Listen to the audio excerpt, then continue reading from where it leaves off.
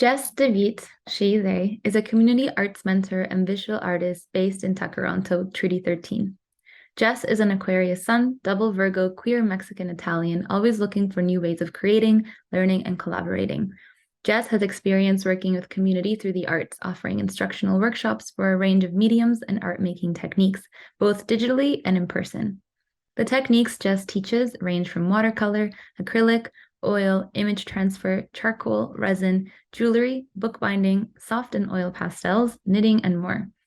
Jess is interested in challenging notions of scarcity within arts and community, searching for ways of connecting with each other with intention and care.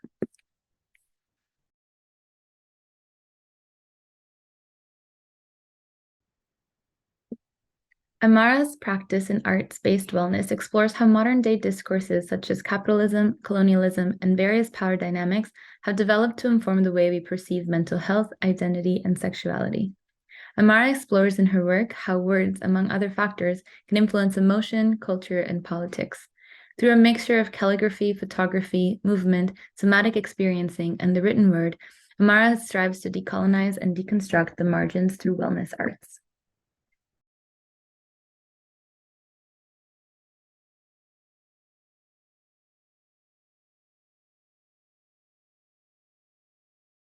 Well, I guess the first thing that comes to mind for me is that as a visual artist, the relationship to very tangible, often corrosive objects and paints and materials has consistently led me to be in close relationship to what I use and how that has an impact and what that impact is. I find that I work in a community hub in the city where we share an art studio with about sometimes 50 people in one day, especially before the pandemic. And working with a lot of people, specifically in visual arts, was constant negotiation about how materials are used, how we make sure that things don't go to waste. One, because of a limited budget, and other because there's a lot of waste that happens in visual arts. And I find that on one hand, when you're a visual artist, you want to create to practice, you want to create to get to know the materials better, you want to have more familiarity with the tools that you use. And then on the other hand, I find that uh, capitalism and the need for producing artwork is can be very destructive, and also kind of like almost create a dissonance between artist and medium. So a lot of the things that I think about in the art studio is in relation to the materials that we use, because sometimes we have to like be very clear about what can go down the drain and what can't. And we did a program for 1 year about resin that was very stressful for me. Resin is very, very popular, very fun, very like successful medium, especially if you're like beginning your art career or like in a more advanced state. Everyone has a lot of really positive experiences with resin. And for me, watching it on the other side, where I was getting it and preparing it and throwing out the containers that were used for it, especially at the beginning when I didn't know better practices for it. And also just inhaling the resin uh, made me really, really have nightmares about what I was doing to the environment. And it led me to develop programming called Sustainable Art Practices, where we would reclaim a lot of what they call trash and what people didn't want anymore, flyers, and we would make our own paper. And the more we would research about it and the more we talked about the connection we had with materials, I find that there's a really intense intersection that we all have in relation to the land and the materials that we use.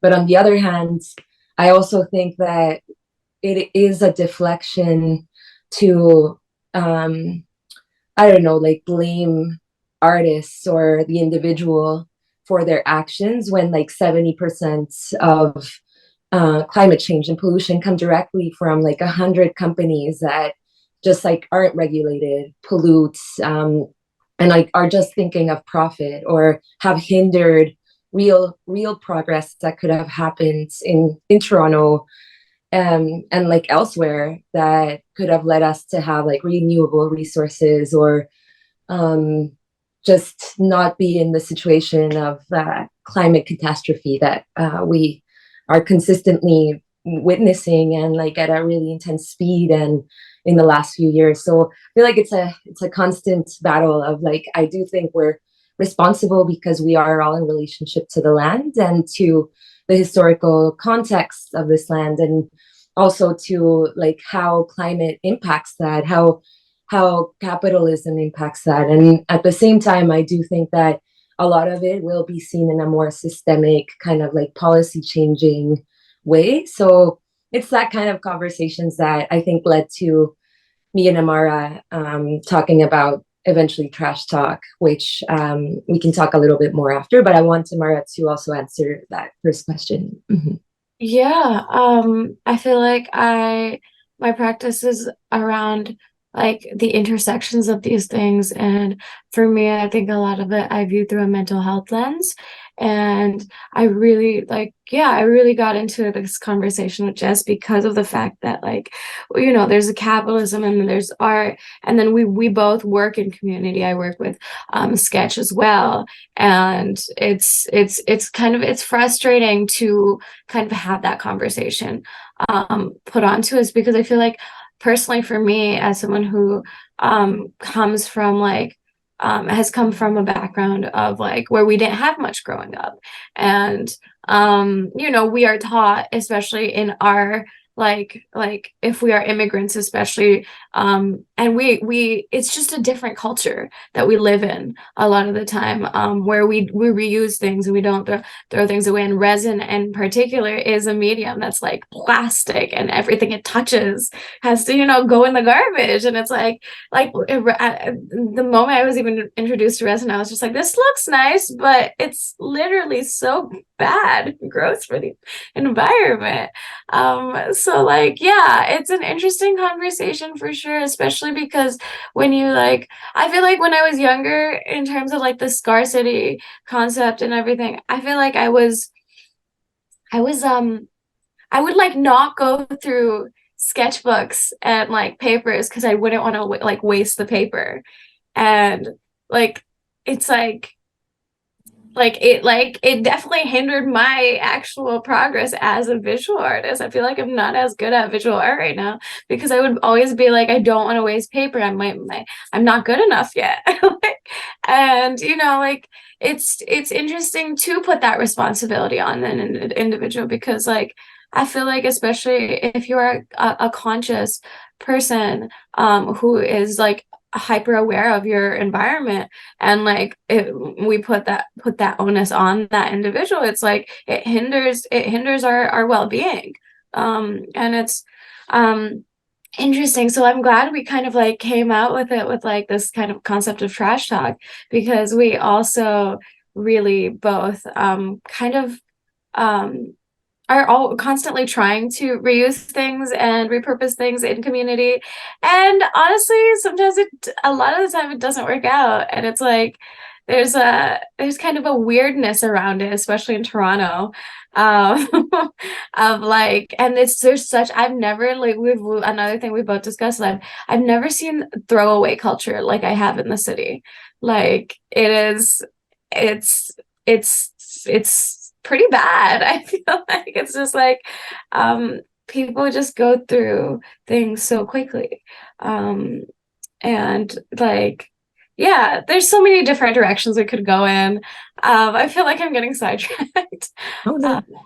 Yeah, so with regards to the government, also I wanted to say like um the fact that people, the fossil fuel industry, and like when we kind of like tie in capitalism, the fossil fuel industry really took off in like in the industrial revolution after that, because of the fact that like people lobbied the government, and lobbying is a legal practice and like these companies that Jess mentions, and I'm sure we've heard of, then the what 1%, 5%. These people have partaken in like a completely legal practice, which when you look at it, it should entirely be illegal, where they lobby the government. They like pay to put ads out to say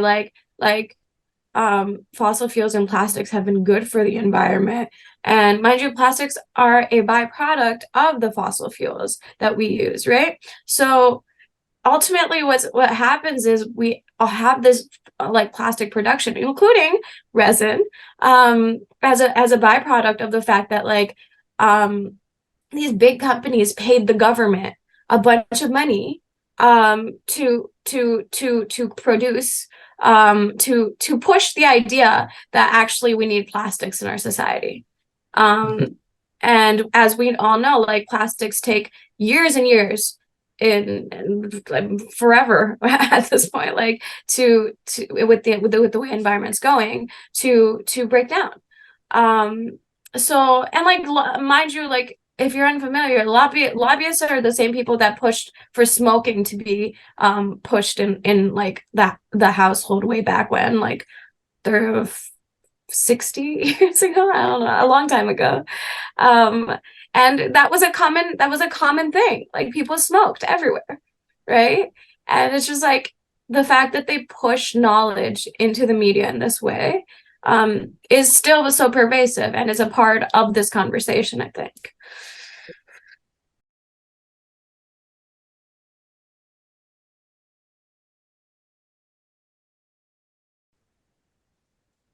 Yeah. Go for it.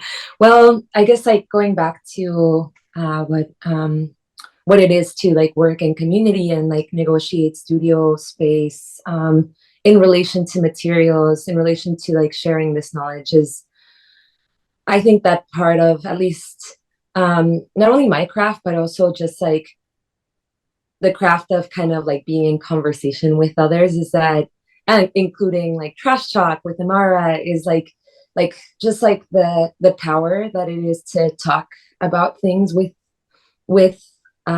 each other.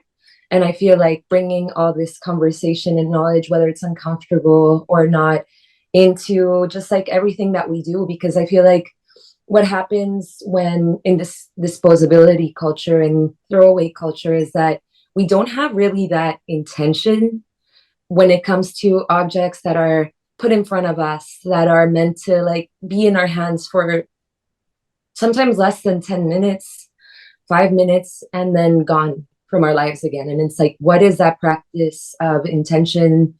What is that practice? So within my craft as like a facilitator, I find that it's really important. And this is something that I can 1,000% like see alongside what like Ammarah does in like somatics and mindfulness, is that you like to sit down and like think about the objects in front of you and like having that connection with material is something that I think is really important for my craft. So to give some examples of that, back then when right after, and we're doing resin again because it's such a popular and like often inaccessible practice, but at the same time, you know, building it so that it kind of like has that relationship to, you know, why we're not going to dispose every container it touches. We're going to use silicone.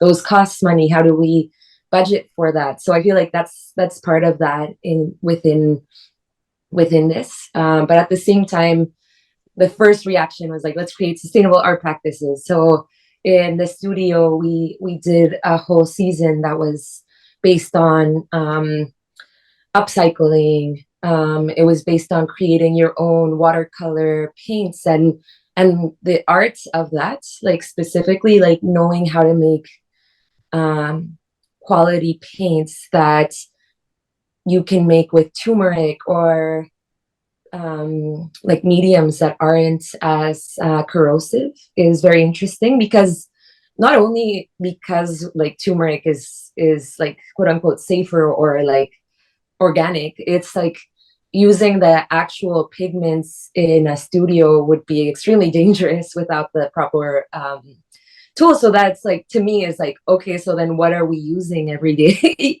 And how is it that when we're like, I don't know, how does like being exposed to things that can hurt us like become like an everyday practice?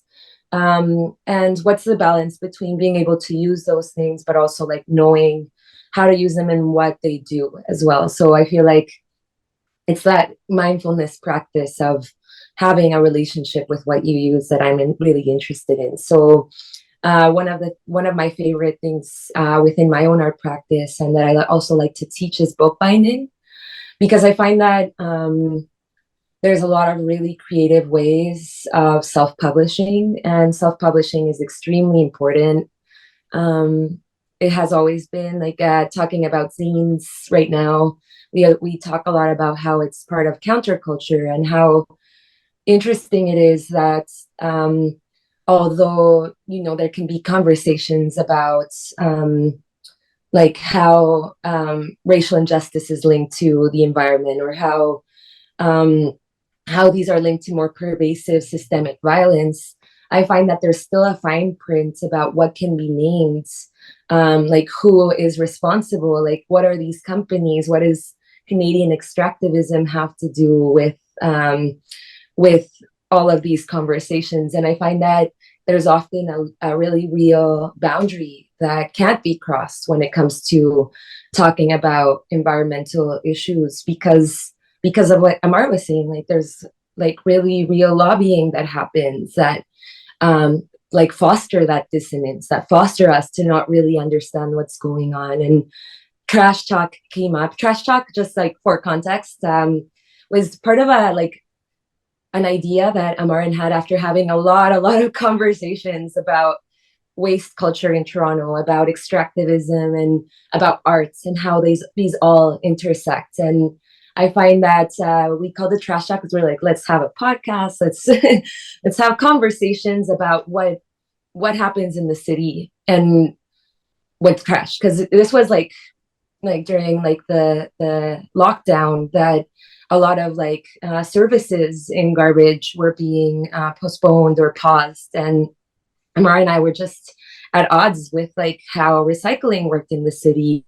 We were at odds with like what was happening, and we wanted to kind of like create this so that we could like for ourselves demystify or answer some of those questions, but also just in general, like what is that intersection of arts? Because I guess like we see so much with like with materials and art, that like so much that goes to waste, so much. And then also we also see the resistance, like so many artists that are doing that work of upcycling, of thrifting, of like finding new homes for, and like new ways, innovative ways of using things that for others they wouldn't bat an eye of throwing out. And so I feel like it would be a place where we could have that conversation, and talk to people who foster that. So I'm really grateful for this opportunity, because I feel like it's been close to my heart. I think our slogan was going to be like, let's trash it. Yeah.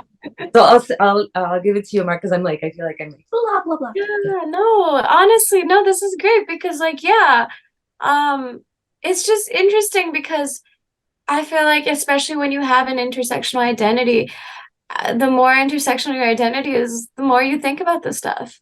Like the more kind of divorced you are from the very real the very real society around you, in a way, especially the trash, the waste that we produce as humans. It's easy to just like not be mindful and not be aware. And it's also just like, so my practice is an art space wellness, as just pointed out, I work in mindfulness and somatics, and I approach it through a radical self-care lens. And I believe that like the arts are a medium through which we can heal ourselves. And so my practice involves different mediums. I work in photography, I work in calligraphy, I move and sing my way through the world a lot. And I think it's really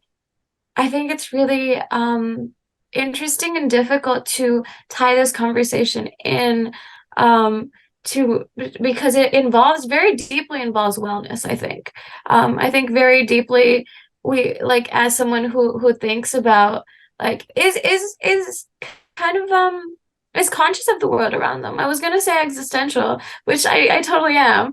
But like, I think as artists who are involved in community, involved in our environment, involved in the world, we are just like thinking about these things. And it's kind of like refreshing to see and to be able to pull the conversation actually back to companies, because it's a lot of pressure to put on artists to be like, how are you, what are you doing? And it's actually like, well, we're doing what we can, right?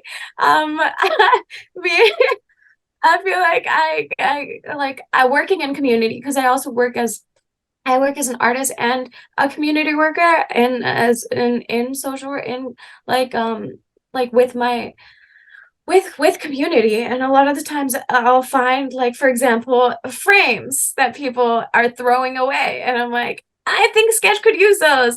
And I'll like throw them, like if I have a car at the time, throw them in the back of the car and like take them to Sketch. And it's like it's some of the times they'll break in the transfer, and it's just like, this is actually like the reality of it. It's not cute, it's not pretty, but it's like, we're trying to make it work, we're doing our best. And sometimes, as a wellness practice, as an arts-based wellness practice, you kind of have to step away from it. You kind of be like, I can't actually do anymore, and this is actually a me problem. It doesn't have to be a me problem all the fucking time. Whoops. It doesn't have to be a me problem all the time. I can take a step back from it and take care of myself, because like a lot of times our art practices, for me personally, my art practice is how I take care of myself. For what my facilitation, I'm like, use your art practice to take care of yourself. How are you doing that? How are you engaging play? How are you engaging your mind, body? How are you stepping away from all the things that are happening inside your head through the arts? So personally, that's kind of my journey. It's a struggle. It's not like a clear-cut answer. It's not straightforward at all. And it does have to do so much with like the way society operates, and which is why I'm like really glad kind of we came up with Trash Talk, because it is like, and I'm glad, again, we are like speaking into this like on this platform as well, because it's like, how are we speaking into this as artists, as a society, as how are we creating the rhetoric instead of being kind of subjected to what has been happening to our society with like the lobbying, with the government, with the way that Canadian society for years has benefited and profited so much off the pollution of our society. And like, yeah.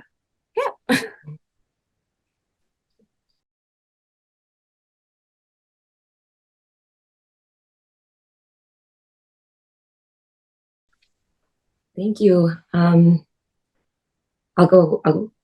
I guess the first thing that comes to mind within like those ideas, I guess the first thing that I think about is how, especially in 2020, although definitely looming for many, many years before that, but in 2020, I guess I discovered the subreddit called Art Collapse. And that, on top of pandemic, on top of confusion, on top of just everything, everything that's being posted, like till this day, of the state of affairs when it comes to climate change and humanity. And I guess the first thing that I can think about is just like how I used to very much be within this like dooms mentality that often like led me as an artist to be like, what's the point? Like, what is the point of caring about this? Like, you know, we're so screwed. Like, you know, like this mentality just like, I think everything is done, basically. And it was interesting to navigate that in the midst of like other things that had to do with mental health and addiction for me, that I think led to just like really dire, like almost like giving up. And I think something that really shifted me and my way of thinking is there's this really, well, there's a lot of things. I think the discipline of hope, a lot of like um, queer Black feminist discourse, like the parable of the sower, all of these like amazing texts that speak to, first of all, how not new this is, and how like how community and like accountability and the way that we interact with each other matters so much, you know. And I think that connecting that to there's this type of bias called declinism bias, which it says that it's the bias in which, like, if you think that you think that everything's just going downhill from here, and it might be like very like real to feel that, like, not to invalidate that feeling even for myself, but declinism bias basically is kind of self-fulfilling, because when you think that there's nothing that can be done, there's nothing that can be done, which like directly correlates to these like, I don't know, like histories of resistance that continue to I don't know, like demonstrates the power that we have as community. And so, and how that is tied to Black and Indigenous liberation, how that's tied to the eradication of gender-based violence, how that's tied to classism and all of this violence. So I find that making those connections, especially just in reflection, just like in practice, there's so much beauty in that and so much abundance in that, because I also see how fear mindsets and scarcity just are very much like what capitalism wants from us, you know, like to think that we don't have power, to think that that there's nothing that can be done, that it's more likely that the world will be destroyed than the system that is capitalism, and unregulated capitalism at that, just in case.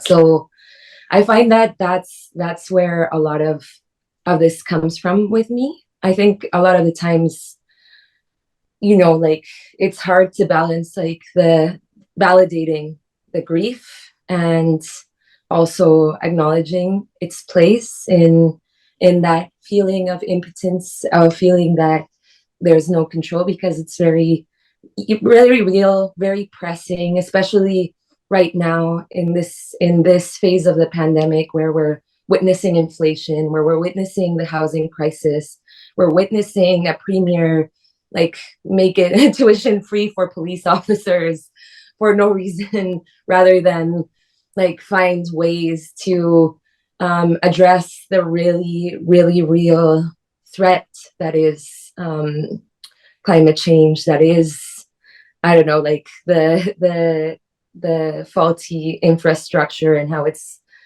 gonna like, I don't know, like impact us and continue to impact us. But anyway, I could digress because there's so much to say into that. But I guess, yeah, like my biggest thing is why it's important to feed into the fact that communities, that we have power in that, and that doesn't mean that we're directing the responsibility towards us. So that's my what I'm thinking. But go ahead, Amar. No, that's great. I feel like that's what makes this work radical. And that's why I say like radical arts-based wellness is the fact that like the conscious awareness and moving through the world with like, yeah, it sucks. And it's like funny because I'm watching a trash being dumped into a thing across the street. So it just feels right. But yeah, like I worked frontline through the pandemic, and I watched those funding cuts take place, and I've watched them through my career in social work, and I've watched the ways they actually personally affect people, and I've had to be the person to like be like, okay, you can't stay here anymore at like my, the site that I worked at, and be like, okay, like, we're trying to find a place for you to go, but we're not finding anything that, you find suitable. And like, it's a very, and sometimes we're not finding anything, period. And it's, being at it's what you like, I guess that's what they call front line, right? Being at the front of that and watching this money be taken from social, the homeless population, and where it's been going towards, and like the wellness, and like the community like that it's been providing for, and identities that are like ours, that like are on the margins, like Black, Indigenous, like like BIPOC, and just like queer, all of these communities, all of our communities, and then be taken and just given more money filtered into things that are, are already not, they're not doing anything with the money. It's like, and just to see that, it's like very disempowering, it's very disenfranchising. And sometimes, like, at the end of the day, you got to come back to yourself, because if you're not okay, and that's my practice, that's my art practice, right? It's encouraging myself and the people around me to come back to ourselves in this work, and go from work, start there, because, like, I feel like Jess is saying, it's like when you kind of dive deep into that, there's like, it feels really hopeless. And the fact of the matter is, it has always been like this in a way. And if it is a self-fulfilling prophecy, so what can we do? And what we can do is focus on creating power inside of us, when there isn't necessarily power on the outside, all the time. And I think that creates waves, especially because there is power in numbers, there is power in community, there is power in our connection with each other, and there's power in conversations like these. And so at the end of the day, these are the small waves that create bigger waves in community. And you know like, it is the mindful awareness of where we can do something and where we can't, and to step away from where we can't, for our mental health, for our health, period, and step in where we can and do what we can.